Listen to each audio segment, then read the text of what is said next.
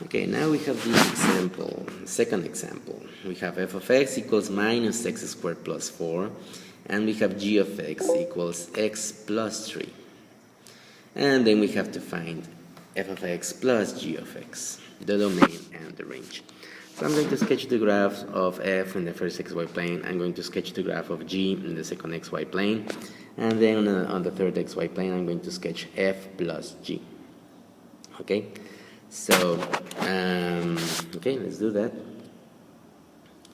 I'm going to sketch x squared plus 4.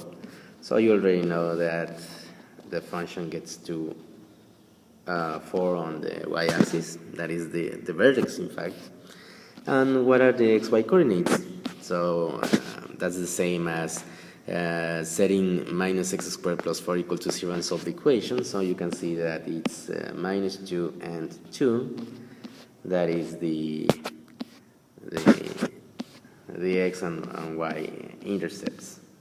Okay, so it's going to be something like this, and another points. We are going to find another point from this graph.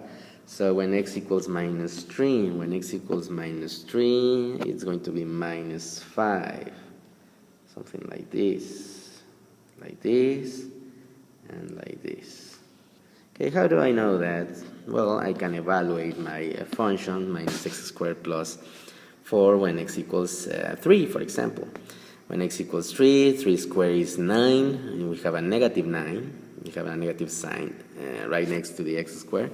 So minus 9 plus 4 is minus 5. Okay, that's how I got those points. And then I'm going to sketch x plus 3. That's easier because it's a line, and I have the y-intercept is 3.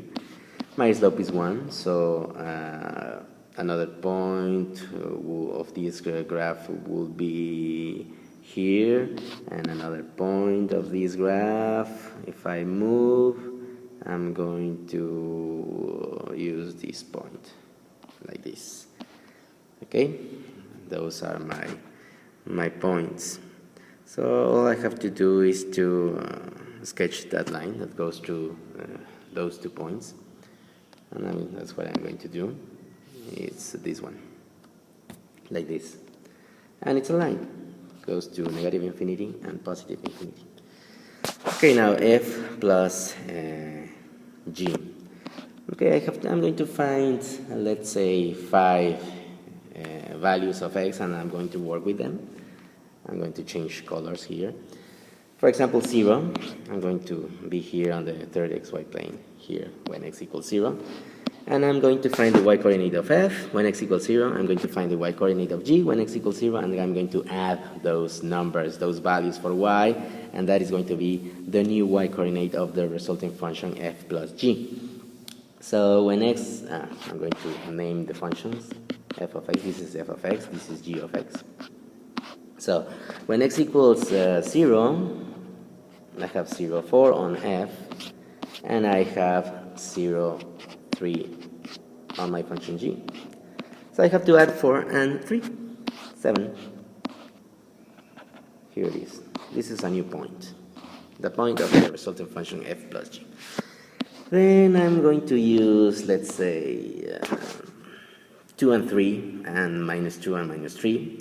Why those values? Because I know the y-coordinates on f, the y-coordinates on f for those values. For when, and in fact, I know the y-coordinates when x equals 1, 2, and 3, and when x equals minus 1 and minus 2 and minus 3 on f.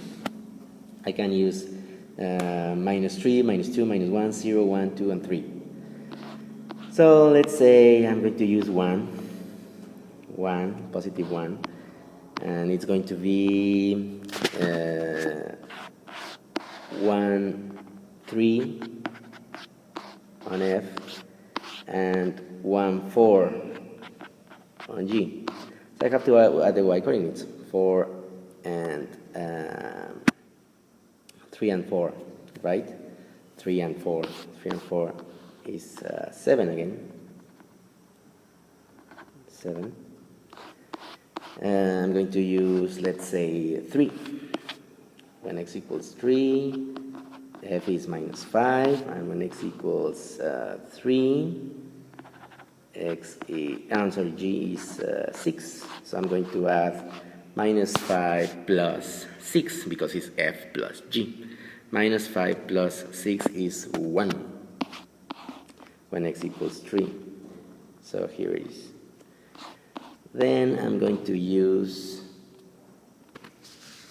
okay, so another value of x, for example, I'm going to erase these values because they do not belong to the function. As you can see, I'm choosing an x value and I'm adding or subtracting, it depends on the operation, the y coordinates. Yeah. For example, another one. I'm going to choose minus 2. Okay, minus 2. So I have to find the y coordinates on both functions. Minus 2, f of x is minus 2 and 0. Minus 2 and 0. And g of x is minus 2 and 1. Minus 2 and 1. So when x equals minus 2, f plus g is going to be to have a y coordinate of what? I have to add the y coordinates of f and g, 0 plus 1. So 0 plus 1 is 1. So the resulting function is going to be here, minus 2 and 1. So as you can see, it's another parabola, right? Well, it should be because I am adding a minus x squared plus 4 and g of x equals x plus 3. So it's going to be something like this, somewhere.